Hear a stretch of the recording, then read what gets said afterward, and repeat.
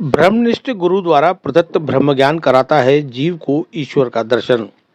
Ajmer Pushkar road स्थित मोती विहार colony कर्णिका सदन में दिव्य ज्योति जागृति संस्थान द्वारा 21 जनवरी से 27 जनवरी तक दोपहर 2 बजे से शाम 5 बजे तक श्रीमद् भागवत कथा ज्ञान यज्ञ का भव्य आयोजन किया जा रहा है। कथा के दूसरे दिन श्री आशुतोष महाराज जी की शिष्या भागवताचार्य साध्वी सुश्री स्वाति भारती ने विदुर सुलभा प्रसंग का बहुत सुंदर सार उजागर किया।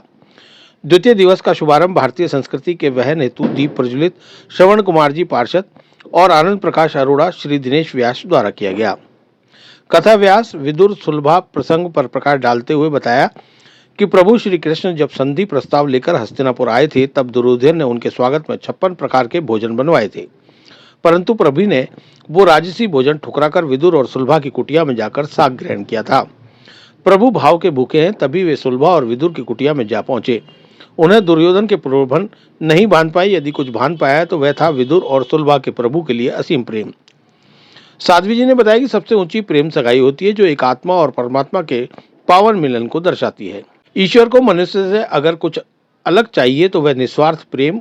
यह प्रेम तभी जागृत होता है तब जीवन में एक ऐसे ब्रह्मनिष्ठ गुरु का आगमन होता है जो जीव की ब्रह्म ज्ञान द्वारा ईश्वर का साक्षात्कार करा दे। मंच पर उपस्थित दिव्य गुरु श्री आशुतोष जी महाराज के शिष्य शिष्याओं द्वारा भक्तिमय मधुर भजनों की प्रस्तुति दी गई, जिसे सुनकर सभी का मन आनंदित हो उठा।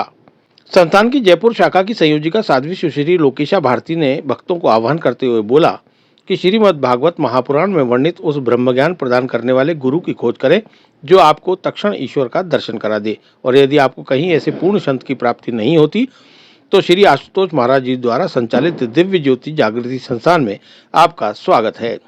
दिव्य ज्योति जागृति संस्थान एक आध्यात्मिक और सामाजिक संस्थान है जो पिछले 4 दशकों से दिव्य गुरु श्री आशुतोष जी महाराज के मार्गदर्शन में अंतर्राष्ट्रीय स्तर पर ब्रह्म ज्ञान द्वारा विश्व शांति के महान लक्ष्य को प्राप्त करने के लिए कार्यरत है। संस्थान के कई सामाजिक प्रकल्प हैं, जिनमें से एक प्रकल्प के अंतर्गत भारत की जेलों में कैदियों को सुधारने का कार्य किया जा रहा है, दूसरे प्रकल्प के अंतर्गत नेत्रहीनों को रोजगार दिया जा रहा है तथा अन्य प्रकल्पों द्वारा नारी सशक्तिकरण, गौ संरक्षण, वातावरण संरक्षण, नशा उन्मूलन, अभावग्रस्त बच्चों को शिक्षा प्रदान करने जैसे कार्य विशाल स्तर पर किए जा रहे हैं।